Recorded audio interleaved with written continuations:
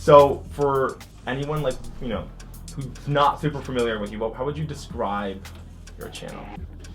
My channel is basically music made by just voice and mouth. Sometimes I use claps and stomps and stuff. And all my music is basically picked because my fans requested. So like I have lists and lists of songs, and they're all... That's what I was going to ask you next. I was like, how do you pick all these songs? Yeah. Some are like, there's like a lot of like Disney ones too that I feel like you'd have like a younger audience trying to like push those, and then you have like The Hobbit and like like amazing soundtracks, and they always turn out so well. Well, thank you. Yeah, I literally just try to make people happy, and so I choose music that they ask for. Yeah. So like the one I just released a couple weeks ago was literally asked for over like a few thousand times of doing. What the heck did I just do? Do they like Prince of Egypt medley? Yes. Okay. Do they email you? Do they? Oh, I mean, it's everything. Instagram. Like, how do they? It's I mean, it's Instagram, it's email, it's Facebook, it's YouTube comments, and the more I engage with them and show that I listen, the more they engage back. Of course, yeah.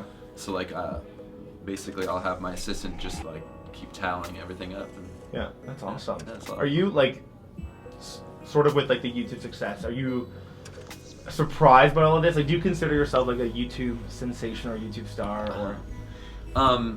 I try to be as absolutely humble as possible. I'm so absolutely. I'm so honored that I get to make music for a living and inspire other people to follow their dreams. I'm obviously incredibly surprised that I get to just record myself and support my family. That's awesome. Do you find it like, I was watching, I'm like, this is like a one-man show. It's not, you're not even just singing, you're like making all the sounds, everything, and like recording it together. Like, is that hard? Or like, how did that come to be? Is that natural to you? Were you always doing that? Yeah, I started an a cappella group at the University of Oregon in college. I loved it. Cool. And so I ended up recording a cappella groups around the nation. Yeah.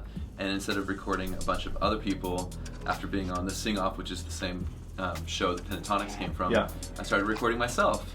And so, I mean, it came natural because I recorded other people for years, and it was kind of easy to just record myself and not deal with, 18, 19-year-olds drama in the studio all the time. But would you say you're a fan of like Pitch Perfect, or?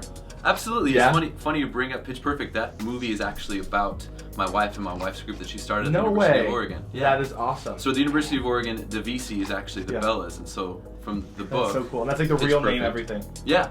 That's incredible. And my wife's name is the first words in the book, Pitch Perfect, that the movie was based on. Is she a character in the movie?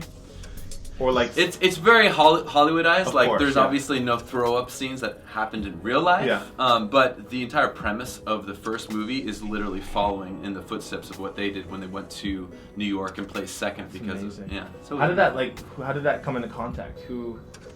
Mickey Rapkin wrote that first book, and he contacted my wife's group, DeVC, and just started interviewing them for about 18 months. And we were actually compared in the book as like the Danny Sandy of acapella. That was before we got married. And it's just so funny to see this really small niche turn into a much bigger deal, and now hopefully Pentatonics will become the #1 album this year on Billboard. And I'm so honored to just be a small part of it because I love acapella. I think that the human voice can deliver so much emotion, and now that most music is so synthesized, auto-tuned and all that stuff on the radio, and that like the amount of emotion that the human voice can convey is so much more powerful than all the Pro Tools and Logic plugins that is used out there usually on the radio. I love that. And I miss that too. I've noticed too, like my generation now is really into like electronic dance music and stuff, and it's great music and I can appreciate it, but it's so, we've like sort of lost the instrument and like, the sound, and I love that,